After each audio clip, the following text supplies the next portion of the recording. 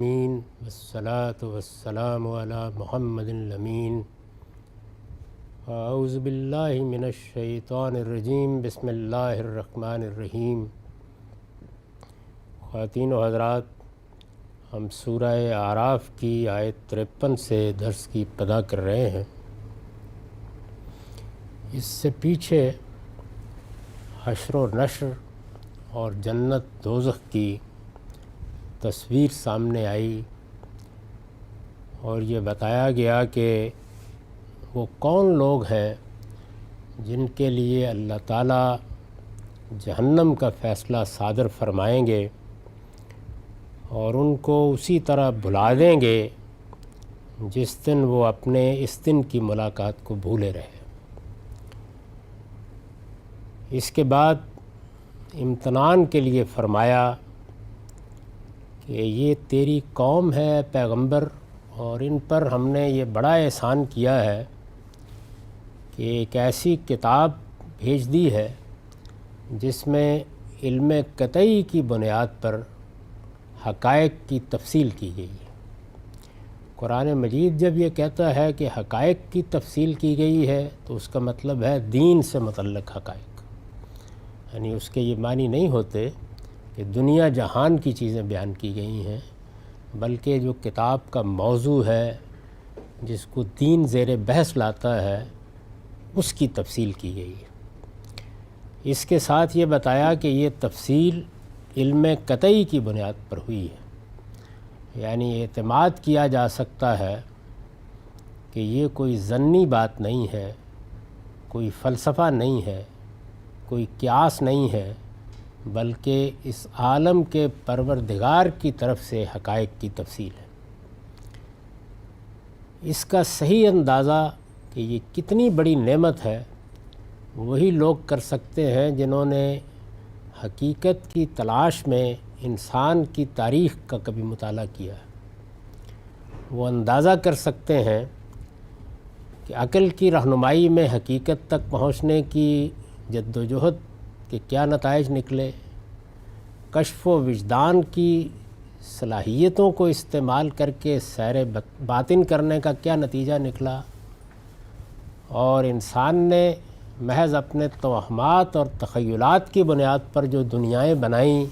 وہ کس انجام تک پہنچی۔ اس وجہ سے امتحان کے موقعوں پر لوگوں کی توجہ کے لیے قرآن مجید خاص طور پر یہ بات بتاتا ہے کہ یہ علم قطعی ہے جو اس کتاب میں بیان ہوا ہے۔ ارشاد فرمایا هل ينظرون الا تاویلا، کیا یہ اسی کے منتظر ہیں کہ جس چیز کی خبر دی جا رہی ہے اس کی حقیقت سامنے آ جائے۔ وہ خبر پیچھے بیان ہو گئی، یعنی قیامت کی خبر، حشر و نشر کی خبر، جنت دوزخ کی خبر، آنے والی دنیا کی خبر۔ میں نے یہ عرض کیا تھا کہ یہی وہ نبی عظیم ہے جس کے لیے پیغمبروں کی بعثت ہوئی ہے، اور چونکہ وہ اسی نبی عظیم کو دنیا تک پہنچانے کے لیے آتے ہیں، دنیا کو اس پر مطلع کرنے کے لیے آتے ہیں، تو انہیں نبی کہا جاتا ہے، یعنی اس نبی عظیم کی خبر دینے والے۔ اور ان کا کام بھی جب بیان کیا جاتا ہے تو وہ اس طرح بیان کیا جاتا ہے کہ بعث اللہ النبیین مبشرین و منذرین، یعنی وہ اس نبی عظیم کے معاملے میں بشارت دیتے ہیں، اسی کے بارے میں انذار کرتے ہیں۔ تو فرمایا کہ کیا یہ اسی کے منتظر ہیں کہ جس چیز کی خبر دی جا رہی ہے اس کی حقیقت سامنے آ جائے۔ یعنی ان کا امتحان تو یہ تھا کہ علم و عقل کو کام میں لا کر اس حقیقت کا اعتراف کرتے، انبیاء علیہم السلام کی تذکیر کے نتیجے میں اس کو سمجھتے، صالحین کے توجہ دلانے پر اس کی طرف متوجہ ہوتے، لیکن جس ضد، اناد اور ہٹ درمی کا رویہ انہوں نے اختیار کر لیا ہے، تو اب کیا یہ اسی کے منتظر ہے کہ بس قیامت آ جائے، پردے اٹھا دیے جائیں، سب حقیقت واضح کر دی جائے، اسی کے منتظر ہے؟ تو ارشاد فرمایا یوم یاتی تاویلہ یقول الذین نسوہ من قبل قد جاءت رسل ربنا بالحق، جس دن اس کی حقیقت سامنے آ جائے گی تو یہی لوگ جنہوں نے اس سے پہلے اسے نظر انداز کر دیا تھا کہیں گے کہ بے شک ہمارے پروردگار کے بھیجے ہوئے پیغمبر بالکل سچی بات لے کر آئے تھے۔ یعنی جب پردہ اٹھ جائے گا، موت کے دروازے سے گزر کر وہاں حاضر ہو جائیں گے،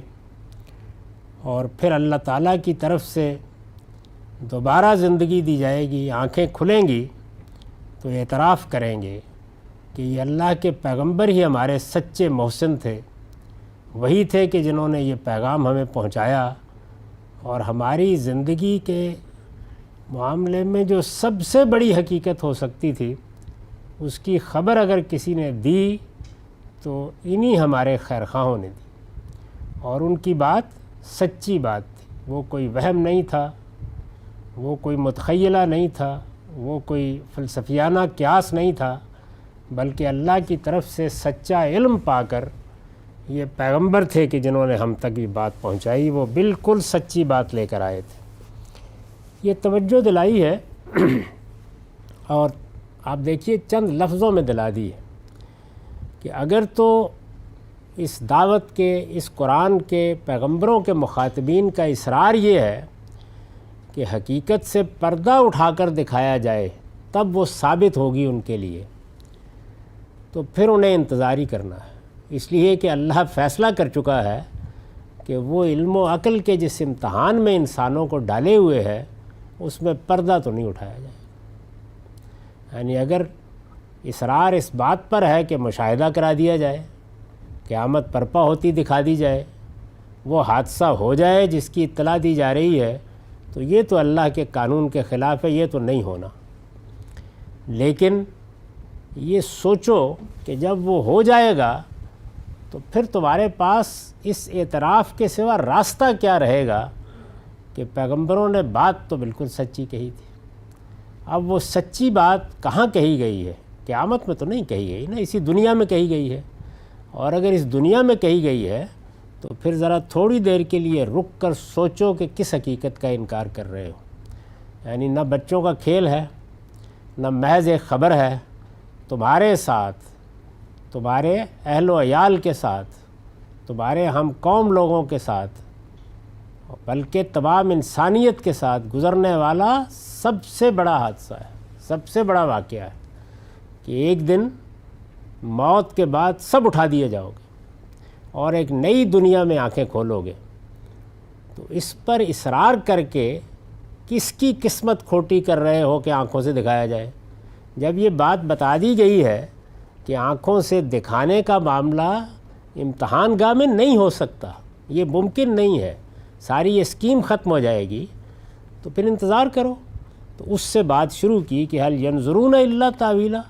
یعنی دلائل دے دیے، انفس کے دے دیے، آفاق کے دے دیے، تاریخی دلائل دے دیے، عقلی طور پر تمام اشکالات کا جواب دے دیا، باطن دکھا دیا، ظاہر دکھا دیا، لیکن یہ استدلال سارا تو استنباطی استدلال ہے۔ یعنی یہ جتنا استدلال ہے یہ مشاہدے کا استدلال نہیں ہے۔ مشاہدے کا استدلال اگر پیش کر دیا جائے تو پھر تو پردہ اٹھ گیا۔ استنباط، عقل، انفرنس، یہ استدلال تو یہ چاہتا ہے کہ انسان غور و فکر کر کے کسی چیز کو سمجھے۔ تو اگر غور و فکر کرنے کے لیے تیار نہیں ہو تو یہ خیال نہ کرو کہ تم ایک حقیقت کا انکار کر کے فرار کا راستہ ڈھونڈ رہے ہو، تم حقیقت میں ایک حقیقت کا مواجہہ کرنے سے انکار کر رہے ہو، اس کا سامنا کرنے سے انکار کر رہے ہو۔ ایک آنے والی اطلاع تمہیں دے دی گئی ہے، جو کچھ ہونے والا ہے وہ تو ہو جائے گا، جب وہ ہو جائے گا تو پھر تمہارے پاس اس کے سوا کچھ کہنے کے لیے باقی نہیں رہے گا۔ تو یہ سمجھ لینا چاہیے کہ قرآن مجید جب یہ بات کہتا ہے حل ینظرون الا تاویلو، اور پھر کہتا ہے یوم یاتی تاویلو،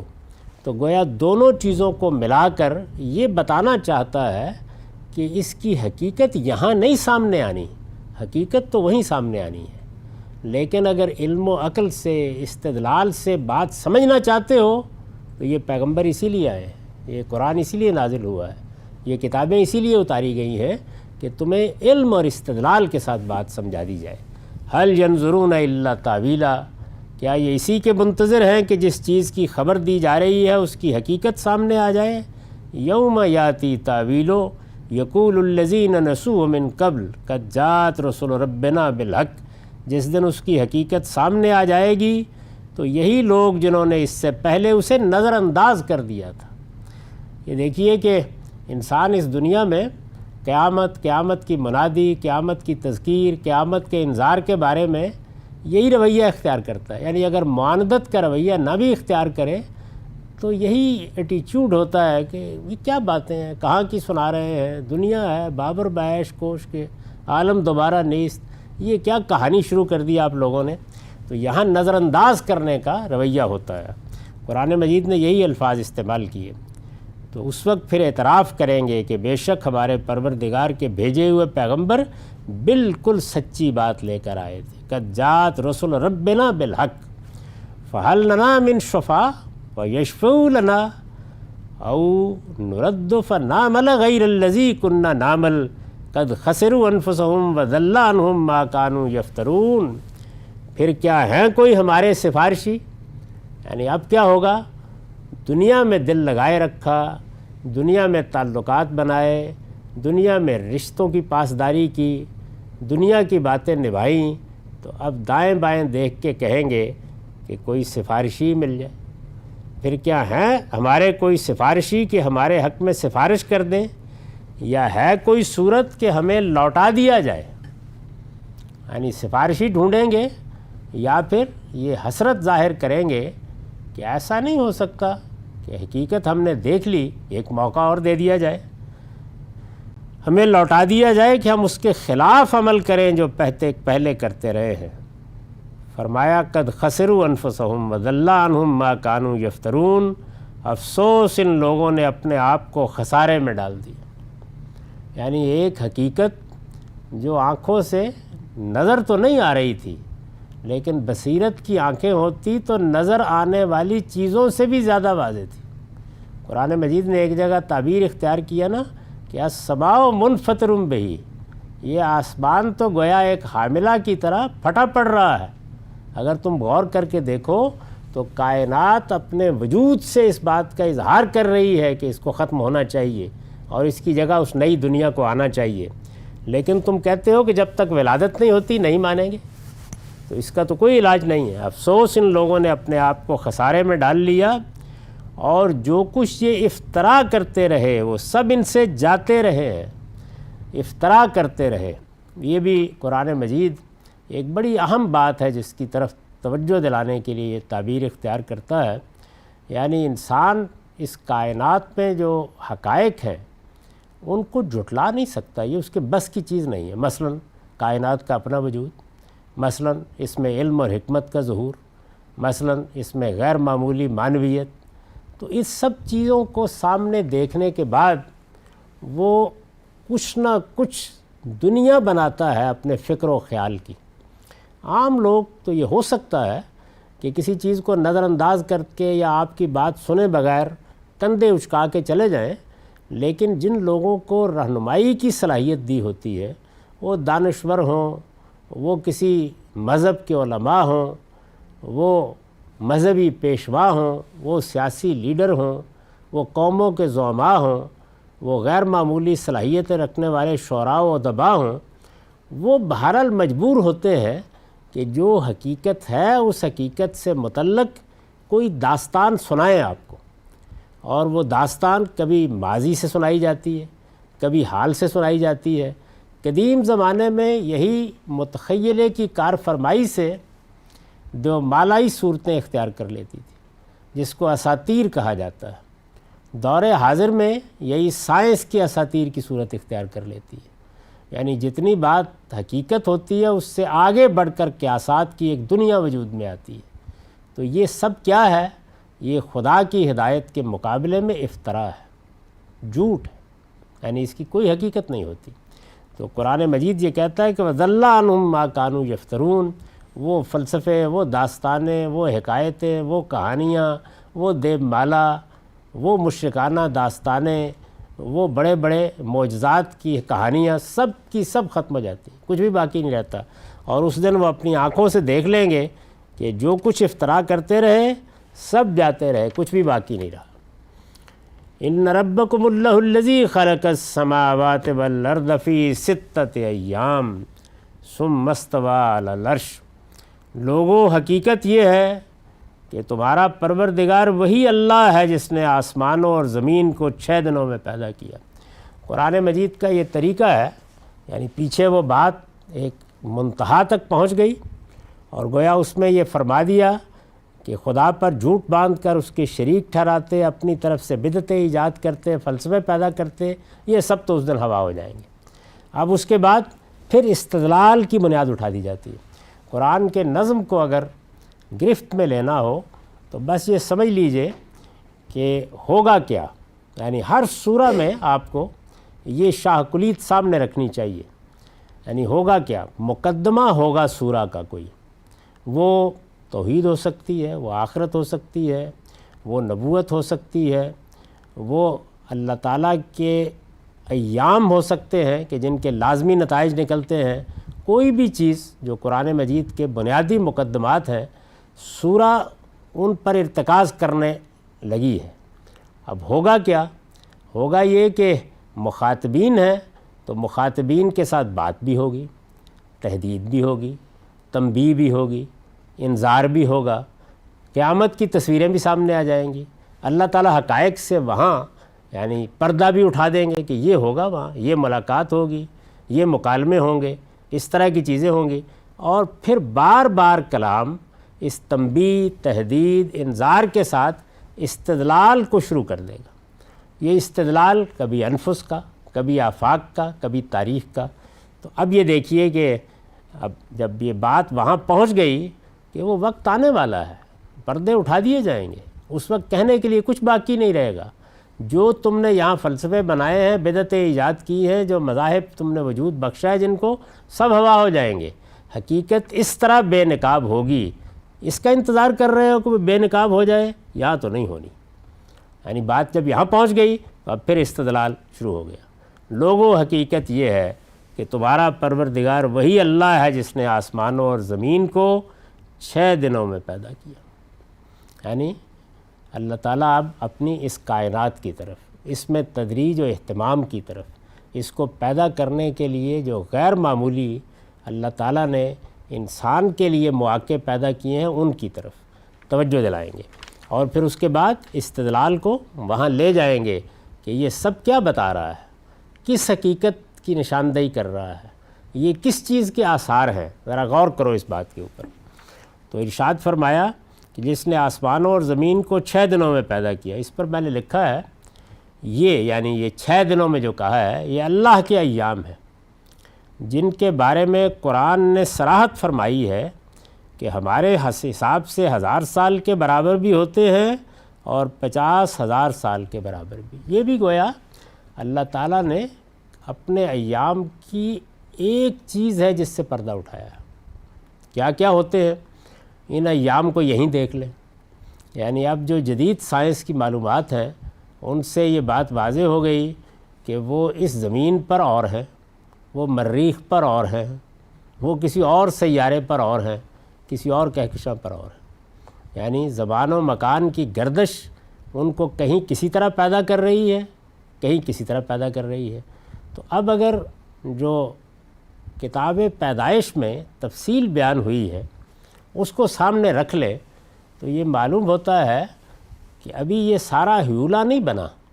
ابھی اس طریقے سے الگ الگ سیارے اپنی جگہ نہیں آئے۔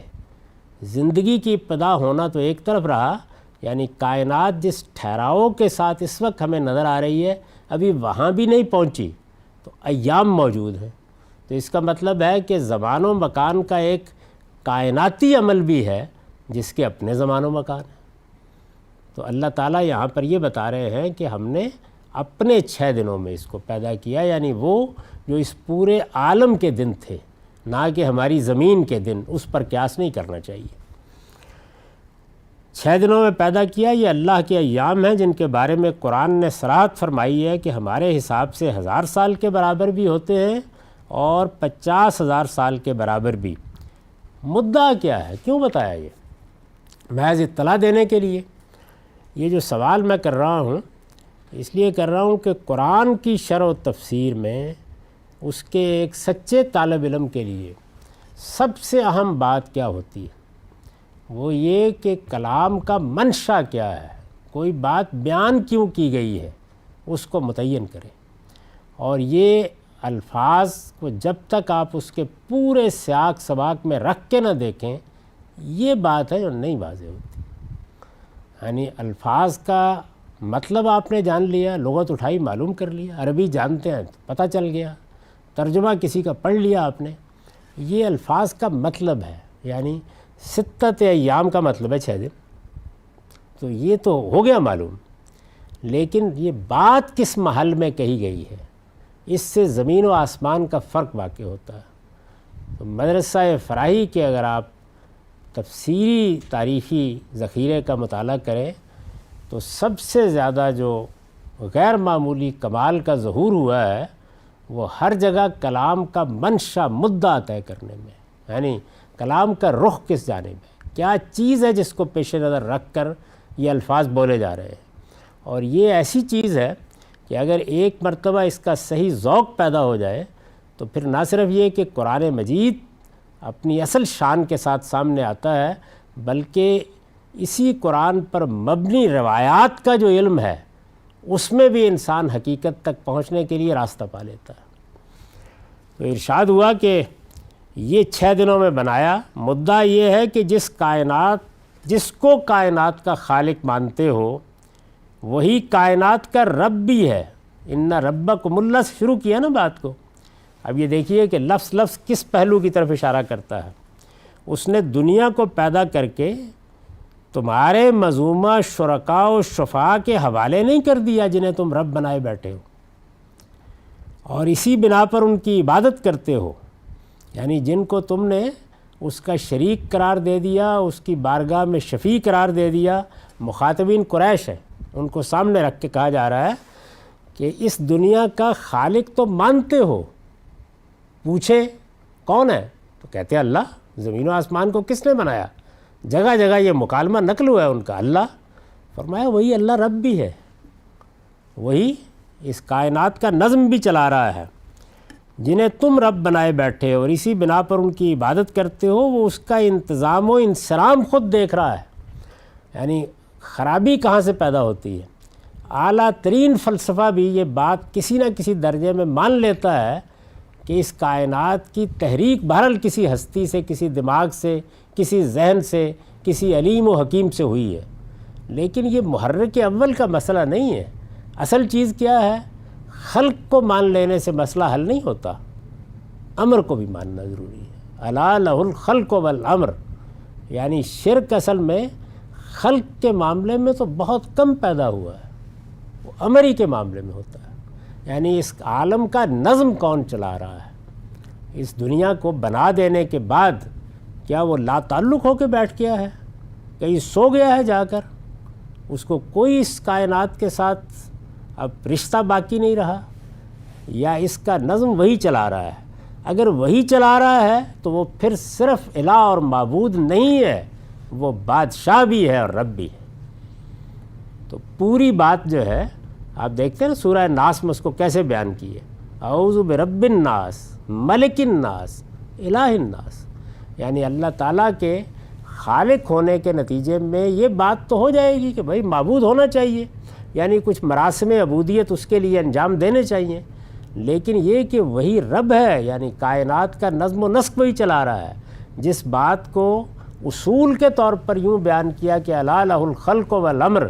اسی کو ہم بیان کرتے ہیں جب یہ کہتے ہیں کہ وہ الہ بھی ہے اور وہ رب بھی ہے اور وہ اس کائنات کا ملک بھی ہے۔ یعنی یہ دونوں چیزیں جو ہیں یہ بھی لازم و ملزوم ہے، ورنہ خلق کو مان لینا یہ کافی نہیں ہے۔ تو یہاں ارشاد فرمایا کہ وہ اس کا انتظام و انصرام خود دیکھ رہا ہے، اس عالم کو وہ اپنے کلمہ کن سے چشم زدن میں بھی پیدا کر سکتا تھا، یعنی کچھ مشکل نہیں تھا اس کے لیے، مگر اس کی حکمت کا تقاضا یہ ہوا کہ اسے اہتمام و تدریج کے ساتھ اور 6 ادوار میں پیدا کرے، یعنی ایک لمبی مدت اس کے لیے، لمبے مراحل اس کے لیے، اس میں کرنوں کا عمل ہوا۔ کیوں ہوا؟ تاکہ اس کے کمال قدرت کے ساتھ اس کی ربوبیت اور رحمت کی شانیں بھی نمایاں ہوں۔ یعنی اب جب ہم کائنات کا مطالعہ کرتے ہیں اور پیچھے مڑ کے دیکھتے ہیں تو اس کائنات میں وہ کیا کیا مخلوقات پیدا کرتا رہا ہے، وہ کس کس طریقے سے ان کے لیے اہتمام کرتا رہا ہے، اس میں کون کس طرح مٹتا رہا ہے اور کون کس طرح باقی رہتا رہا ہے، تو گویا ایک داستان سامنے آتی ہے۔ ورنہ چشم زدن میں ایک واقعہ ہوتا شاید متحیر تو کر دیتا، لیکن یہ کہ قدرت، ربوبیت، یہ شان، یہ حکمت، اور پھر وہ حجاب نہ پڑتا کہ جو اب اس کے مطالعے کی طرف لے جاتا ہے، اور بجائے اس کے کہ انسان بالکل صحیح نتیجے پر پہنچے، یہی اس کے لیے بھول بھلیا بھی بن جاتا ہے۔ تو امتحان کے زاویے سے دیکھیں، اگر ناکام ہونے والوں کو دیکھیں تو ناکامی کے اسباب بھی حد درجے میں پیدا ہو گئے، اور اگر کامیابی کے پہلو سے دیکھیں تو اصل میں یہی وہ معرفت کردگار کا دفتر ہے کہ جس کے ذرے ذرے میں اس کی حکمتیں نمایاں ہوتی ہیں۔ بظاہر کہنے کو تو یہ ایک اعجاز ہے کہ یہاں کھڑے کھڑے درخت اگ کے آخر تک پہنچ جائے، لیکن اس درخت کو جب ہم ایک بیج سے پھوٹتے، اگتے، کونپل بنتے، گدراتے، برگ و بار لاتے، پھل دیتے دیکھتے ہیں تو قدرت، حکمت، شان جس طرح نمایاں ہوتی ہے وہ پھر ایک بڑی کتاب بن جاتی ہے کہ انسان اس کو پڑھے۔ تو ارشاد فرمایا کہ اسے اہتمام و تدریج کے ساتھ اور 6 ادوار میں پیدا کرے تاکہ اس کے کمال قدرت کے ساتھ اس کی ربوبیت اور رحمت کی شانیں بھی نمایاں ہوں، اور تم اپنے خالق کو اس کی ابدی رحمتوں کے ساتھ اپنے پروردگار کی حیثیت سے بھی پہچان لو۔ یعنی یہ جو ہے دفتر ہے تو اس میں خدا کے امر کا ظہور ہوتا ہے۔ یعنی وہ امر صرف خلق کے مقام پر نہیں رہ جاتا کہ ایک کن کہا اور سب کچھ وجود میں آ گیا، یہ خلق کا اظہار ہوتا اور خلق کے کمال کا اظہار ہوتا، لیکن جب وہ ایک تدریج و اہتمام سے گزرتا ہے تو گویا اللہ تعالیٰ کی جو دوسری صفات ہیں کہ میں دیکھ رہا ہوں، یہ میرے اہتمام میں ہے، میں اس پہ حکومت کر رہا ہوں، یہ بڑے نظم کے ساتھ وجود میں آ رہی ہے، اس میں میرا امر کار فرما ہے، تو کار فرمائیے امر کی شان نمایاں ہوتی ہے۔ تو ارشاد فرمایا کہ اس کی ربوبیت اور رحمت کی شانیں بھی نمایاں ہوں، اور تم اپنے خالق کو اس کی ابدی رحمتوں کے ساتھ اپنے پروردگار کی حیثیت سے بھی پہچان لو۔ استاذ امام لکھتے ہیں خدا کی قدرت سے یہ بعید نہیں تھی، خدا کی قدرت سے یہ بات بعید نہیں تھی کہ ہماری غذا کے لیے براہ راست آسمان سے روٹی برستی، پھر یہ کیوں ضروری ہوا کہ ہوائیں چلیں، بادل اٹھیں، میں برسے، کھیتوں میں ہل چلیں، گندم بوئی جائے، انکھویں نکلیں، ڈنٹھل پیدا ہوں، اس میں برگ و بار نمایاں ہوں، فصل اپجے، خوشے نمودار ہوں، پھر ان میں دانے بیٹھیں، پھر گرم و خشک ہوائیں چلیں جو ان دانوں کو پکائیں، اور اس طرح کہیں 6 مہینے کے گرم و سرد مراحل سے گزر کر گندم کا دانہ کھیت سے کسان کے کتے تک پہنچے۔ روٹی آ سکتی تھی آسمان سے، جب بنی اسرائیل کے لیے اس کا اہتمام کرنا مقصود تھا تو ہو گیا، لیکن کیوں کیا یہ سب اس لیے ہے کہ اس طرح اس کائنات کی ایک ایک چیز خدا کی آیات خلق و تدبیر اور اس کے عجائب قدرت و حکمت کا ایک دفتر بن گئی۔ یعنی اب گویا ایک روٹی جو ہماری میز پر آتی ہے، ہمارے دسترخوان پر آتی ہے، وہ اپنے پیچھے یہ پوری داستان لے کے آتی، اور اس کا ایک ایک مرحلہ وہ معرفت کردگار کا دفتر بن جاتا ہے۔ انسان اس کے جس گوشے پر بھی نظر ڈالتا ہے، اگر آنکھیں کھلی ہوں اور عقل بیدار ہو تو معرفت الہی کا ایک دبستان کھل جاتا ہے۔ ایک ایک شے نہ جانے کتنے بھیس بدلتی اور کتنے جامے تبدیل کرتی ہے، تاکہ وہ ہمیں اس طرف متوجہ کرے، اپنی طرف متوجہ کرے، اور ہم ان کے اندر خدا کی نشانیوں کو دیکھیں اور ان سے سبق حاصل کریں۔ یعنی یہ جو امر ہے یہ اس طرح سے تدریج کے ساتھ، اہتمام کے ساتھ صادر ہوتا اور نتیجے تک پہنچاتا ہے۔ تو ارشاد فرمایا کہ اس طرح ہم نے 6 ادوار میں، 6 دنوں میں اس کو پیدا کیا، ثم استوى علی العرش، پھر اپنے عرش پر متمکن ہوا۔ یعنی وہی چیز جو اندر مضمر تھی استدلال کے انداز میں، وہ کھول کر اب بیان کر دی کہ پھر وہ تخت حکومت پر برا جبان ہو گیا۔ یعنی کہیں جا کے سو نہیں گیا، بلکہ اس کائنات کے خالق نے جب اس کو بنا لیا تو پھر اس کے تخت پر متمکن ہو گیا۔ اس سے کیا مراد ہے اور کس چیز کی طرف توجہ دلانا مقصود ہے، اس پر اگلی نشست میں بات کریں گے۔ اقول قولی ھذا واستغفر اللہ لی ولکم ولسائر المسلمین۔